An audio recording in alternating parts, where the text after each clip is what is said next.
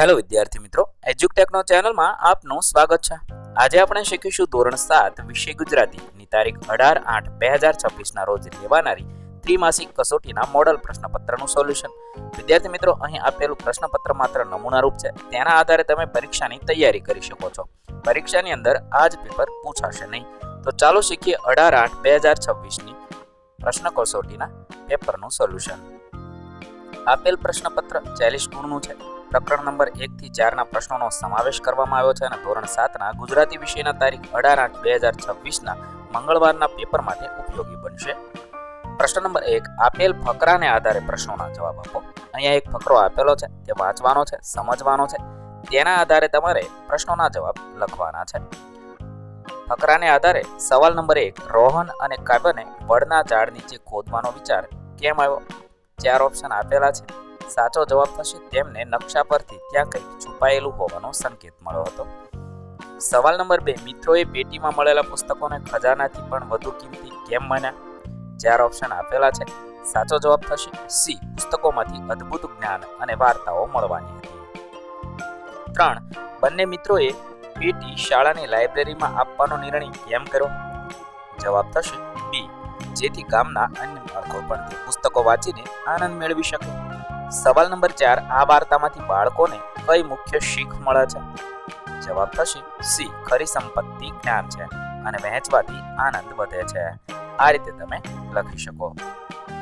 પ્રશ્ન નંબર 2, આપેલ વાર્તાને આધારે પ્રશ્નોના જવાબ લખવાના છે.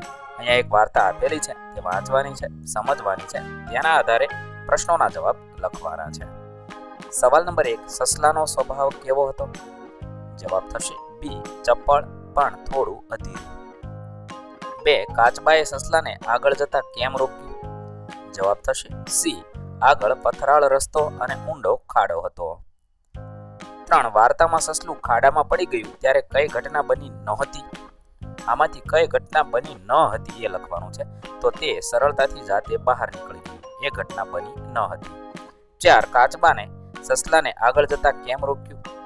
જવાબ થશે બી, વડીલોની અનુભવી સલાહ માનવી જોઈએ અને અતિ આત્મવિશ્વાસ ન રાખવો જોઈએ.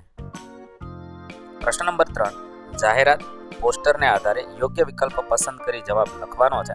અહીંયા એક જાહેરાત આપેલી છે, તે જોવાની છે, સમજવાની છે. તેના આધારે આપણે નીચેના પ્રશ્નોના જવાબ લખીએ. 1, 5મી વાર્ષિક આવૃત્તિનો અર્થ શું થાય? તો જવાબ થશે બી, આ પ્રદર્શન અગાઉ 4 વખત યોજાઈ ચૂક્યું છે અને આ 5મી વાર છે. બીજું છે, આ પ્રદર્શનમાં ભાગ લેવા અથવા જોવા માટે કઈ માહિતી સૌથી વધુ ઉપયોગી છે? જવાબ થશે સી, તારીખ, સમય, સ્થળનું સરનામું અને સંપર્ક નંબર સૌથી વધુ ઉપયોગી છે. 3, આ પોસ્ટરનો મુખ્ય ઉદ્દેશ્ય શું છે? જવાબ થશે બી, બાળકોની ચિત્રકળાનું પ્રદર્શન યોજી તેની સર્જનાત્મકતાને પ્રોત્સાહન આપવાનું. 4, જાહેરાત મુજબ આ પ્રદર્શનમાં આવનાર મુલાકાતીઓ બાળકો માટે પ્રવેશ ફી કેટલી છે? જવાબ થશે સી, તદ્દન મફત છે.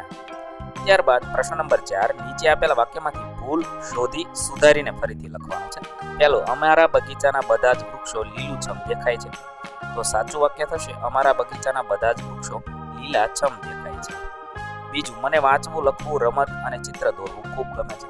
તો જવાબમાં સાચું વાક્ય લખી શકાય, મને વાંચવું, લખવું, રમવું અને ચિત્ર દોરવું ખૂબ ગમે છે. અલ્પવિરામ કરવાના છે અને રમતની જગ્યાએ રમવું લખવાનું છે. 3, તે ખૂબ ઝડપથી દોડ્યો પરંતુ તેને બસ મળી ગઈ. તો સાચું વાક્ય થશે તે ખૂબ ઝડપથી દોડ્યો તેથી તેને બસ મળી ગઈ, પરંતુની જગ્યાએ તેથી લખવાનું છે. 4, અરે રે કેટલું સુંદર દ્રશ્ય છે. જવાબ થશે વાહ કેટલું સુંદર દ્રશ્ય છે, એમ લખી શકાય. 5, શિક્ષક વર્ગમાં આવીને બધા વિદ્યાર્થીને ભણાવતા હતી. તો સાચું થશે શિક્ષક વર્ગમાં આવીને બધા વિદ્યાર્થીઓને ભણાવતા હતા. 6, આજે રજા હતી તેથી અમે ફરવા જઈ શક્યા નહીં. સાચું વાક્ય થશે આજે રજા હતી છતાં અમે ફરવા જઈ શક્યા નહીં. તેથીની જગ્યાએ છતાં લખવાનું છે. આ રીતે વાક્યમાંથી ભૂલ શોધી સુધારી ફરીથી વાક્ય લખવાના છે. પ્રશ્ન નંબર 5, નીચે આપેલા પ્રશ્નોના 2-3 વાક્યમાં જવાબ આપો. 1, તમને વૃક્ષો વાવવાનું કેમ ગમે છે? જવાબમાં લખી શકાય, વૃક્ષો વાવવાથી આપણું આસપાસનું વાતાવરણ સ્વચ્છ અને સુંદર બને છે. વૃક્ષો આપણને શુદ્ધ ઓક્સિજન, ફળો, ફૂલો અને છાંયડો આપે છે. તેથી મને વૃક્ષો વાવવાનું અને તેનું જતન કરવાનું ખૂબ ગમે છે.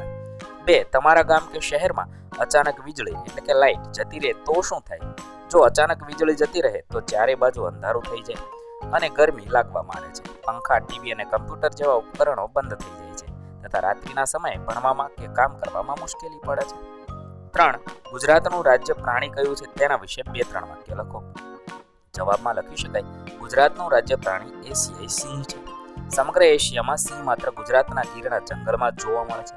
સિંહને જંગલનો રાજા કહેવાય છે અને તેની ગર્જના તથા તાકાત માટે જાણીતો છે. ત્યારબાદ પ્રશ્ન નંબર 5 પર માગ્યા મુજબ જવાબ આપો. 1. ઉબેલ. અર્થ આપી વાક્ય પ્રયોગ કરો. તો ઉબેલ એટલે 2 પ્રસૂતિ વચ્ચેનો સમયગાળો. વાક્ય પ્રયોગ કરી શકાય, ગાયના બંને વાછરડા વચ્ચે 2 વર્ષનો ઉબેલ હોવાથી ગાયે પૂરતું દૂધ આપ્યું.